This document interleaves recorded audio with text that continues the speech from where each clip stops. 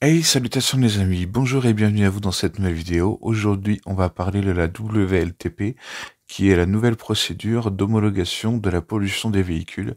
On va voir ça en détail et on va voir pourquoi est-ce qu'il y a de la tricherie. C'est parti.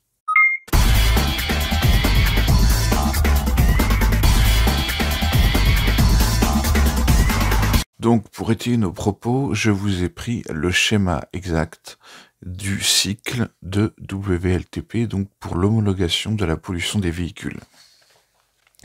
Alors, c'est un schéma qui est très intéressant. On va d'abord noter une chose qui est très importante. Ici, on a 72 secondes de temps mort. Ici, on a à peu près pareil, 72 secondes de temps mort. Ici, on a 144 secondes de temps mort. Et là, on a 72 secondes de temps mort. Donc, qu'est-ce que ça veut dire? Ça veut dire qu'au total, on a 360 secondes durant le test où le véhicule est à l'arrêt complet. Je dis bien à l'arrêt complet. Donc, il faut savoir que les tests, ils sont réalisés sur rouleau avec une température de 14 degrés Celsius. Et bien sûr, les véhicules hybrides rechargeables ont leur batterie rechargée au maximum. Donc, tout simplement, vu que le véhicule ne roule pas, il pollue pas, et du coup, quand on regarde les émissions de CO2, ça va diminuer de manière très drastique. Mais en fait, c'est totalement faux parce que dans les conditions réelles, les batteries seront pas forcément rechargées au maximum, et donc on n'aura pas du tout les mêmes résultats. Ensuite, on va analyser le premier cycle, le cycle lent. On va voir qu'il n'y a que deux pics, celle-ci et celle-ci, où on atteint les 50 km/h. Avec les autres pics, on restera en dessous de 50 km/h. Ensuite, on peut voir qu'entre 148 secondes et 220 secondes, on fait le 0 à 50.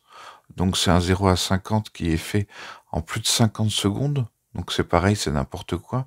C'est pas du tout réaliste par rapport à une conduite de véhicule classique.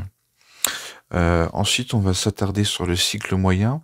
C'est pareil, le cycle moyen, on a des phases d'accélération et de décélération. Ça, c'est bien. Par contre, il n'y a qu'une seule pique où on va monter à 80 km/h. À chaque fois, pour les autres pics, on va même pas atteindre les 80 km/h. Donc, encore une fois, le test ne peut pas être juste. Ensuite, on va aborder le cycle rapide. Encore une fois, on a les mêmes problèmes. On roule pas à 90 tout le long, mais on a des phases d'accélération et de décélération.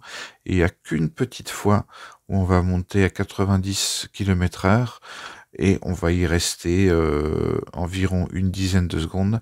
Et après, tout de suite, ça va redescendre. Entre 90 et 100, hein, bien sûr. Ensuite, après, on a le cycle très rapide où là, on a du grand n'importe quoi. On a un 0 à 130 qui est fait en plus de 60 secondes.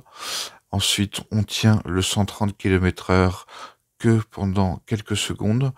Et ensuite, on a des phases d'accélération et de décélération. Donc ça, par contre, c'est plutôt un point positif. Donc en fait, tout ça, qu'est-ce que ça veut dire? Ça veut dire que ce schéma et cette manière de prendre les données de consommation n'est pas réaliste, n'est pas réalisable, et c'est réalisable uniquement dans des conditions très particulières, et les phases d'accélération ne correspondent pas du tout aux phases d'accélération qui sont réellement faites pour la conduite de Monsieur Tout-le-Monde. Voilà. J'espère que ça vous aura été clair. Si on a encore des remarques à faire, surtout, n'hésitez pas. Et puis, si vous avez bien aimé la vidéo, bien sûr, n'hésitez pas à mettre un petit pouce en haut et à vous abonner. Je vous dis à la prochaine les amis, portez-vous bien, soyez bienveillants les uns vers les autres et prenez soin de vos anciens par ces temps difficiles. Ciao.